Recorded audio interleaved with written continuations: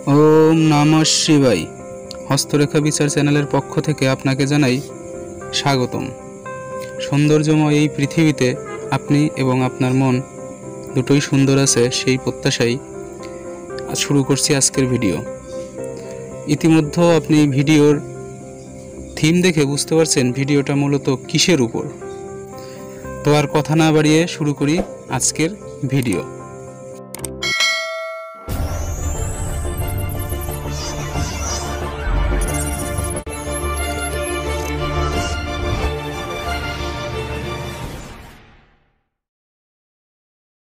যে আসলেই কি মানুষের ভাগ্য জানা যায় বা এই পদ্ধতিটা আসলে কেমন, তো সেই দৃষ্টিকোণ থেকেই মনের ভিতরে এটার প্রতি এক ধরনের ভালোবাসা কাজ করেছে, যেটা আজ এই ভিডিওর মাধ্যমে বহিঃপ্রকাশ ঘটেছে।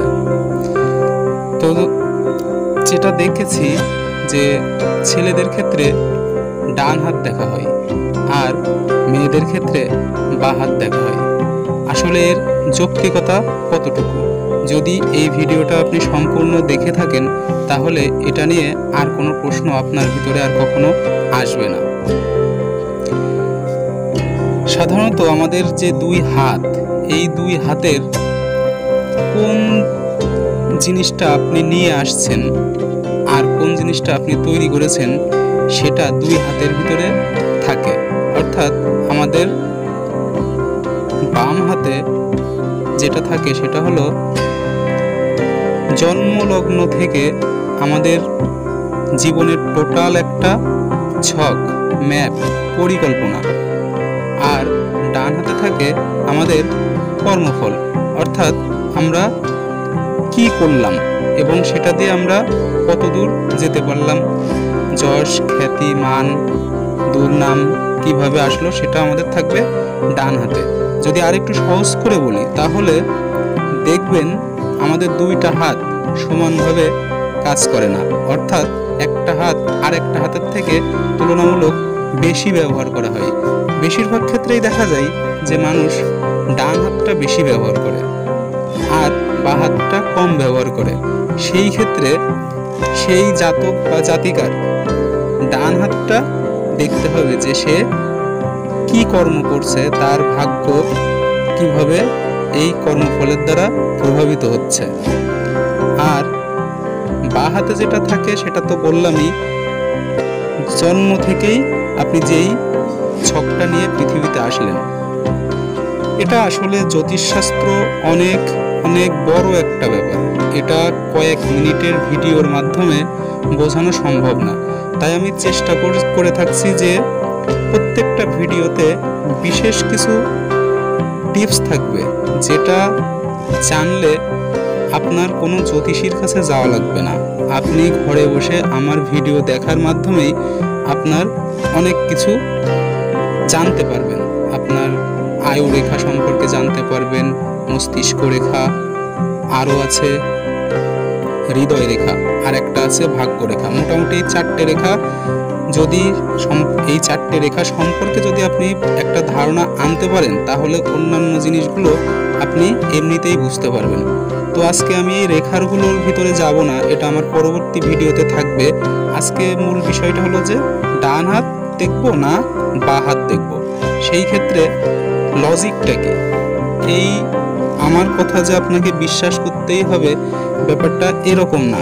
আপনি এই প্রযুক্তির দুনিয়াতে আপনি সার্চ দেন, গুগল আছে, ইউটিউব আছে, এখানে সার্চ দিলে যে কোনো বিষয়ে আপনি অনেক তথ্য দেখতে পারবেন। সেখান থেকে আপনি বুঝতে পারবেন আসলে কোনটা যৌক্তিক কোনটা অযৌক্তিক।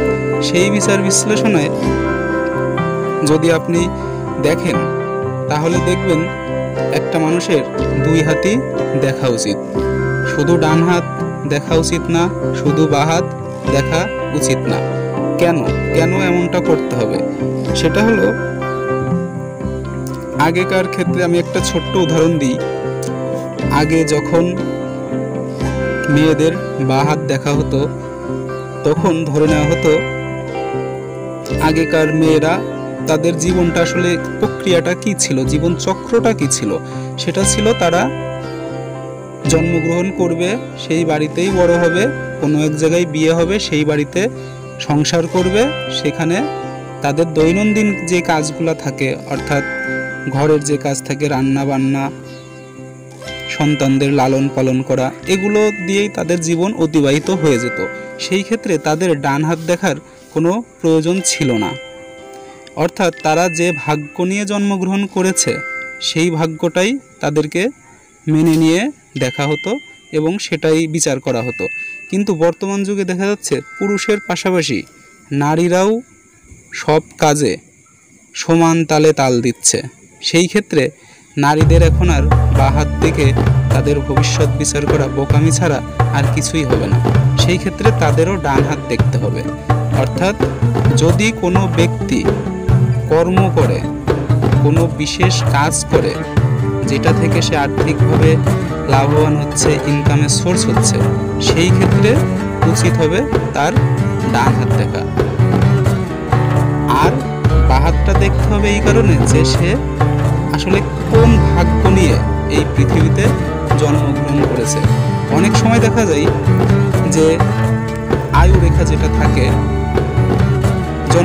জন্মের পরে দেখা যাচ্ছে যে আয়ু রেখাটা মাঝখানে 5 থেকে 10 বছর বা 15 বছর পরে কেটে গেছে, আবার দেখা যাচ্ছে পরের থেকে শুরু হয়েছে। অর্থাৎ এটার মানে হলো যে 10 বছর পরে সে মারা যেতে পারে, কিন্তু সে 10 বছরে মরল না। এটার ব্যাখ্যাটা কি? আসলে সে যে 10 বছর পরে মারা যাওয়ার ভাগ্য নিয়ে জন্মগ্রহণ করেছিল, কিন্তু আজ সে 30 বছর পার হয়ে গেছে এবং সুস্থ সবলে আছে, সে মরল না। এটার কারণ হলো তার কর্মফল। সে যেভাবে কর্ম করেছে, সে তার যে ভাগ্যটা সে নিয়ে এসেছে, সেই ভাগ্যটা সে পরিবর্তন করতে সমর্থ হয়েছে। এরকম আরও কিছু উদাহরণ দেখা যায় যে অনেকের দেখা যায় যে ভাগ্য রেখাটা ভালো নাই হাতে, জন্মসূত্র থেকে তার হাতের ভাগ্য রেখাটা ভালো না, এখনো পর্যন্ত তার হাতের ভাগ্য রেখাটা ভালো না, কিন্তু তার ডান হাতে ভাগ্য রেখাটা অনেক সুন্দর, অনেক স্পষ্ট, অনেক গভীর, যার কারণে তার খারাপ ভাগ্য নিয়ে জন্মগ্রহণ করার পরেও তার বর্তমান কর্মফলের মাধ্যমে সে সঠিকভাবে সেই ভাগ্যটাকে ফিরিয়ে আনতে পেরেছে। তো এখানে আরেকটা কথা বিশেষভাবে মনে রাখতে হবে, যদি কোনো জাতক বা জাতিকা, অনেক সময় হয় না যে আমি ডান হাত দিয়ে লিখি কিন্তু আমার বন্ধু আছে সে বাঁ হাত দিয়ে লিখে, সেই ক্ষেত্রে তাহলে কীভাবে গণনা করতে হবে? সেই ক্ষেত্রে গণনা ঠিক এটার উল্টো।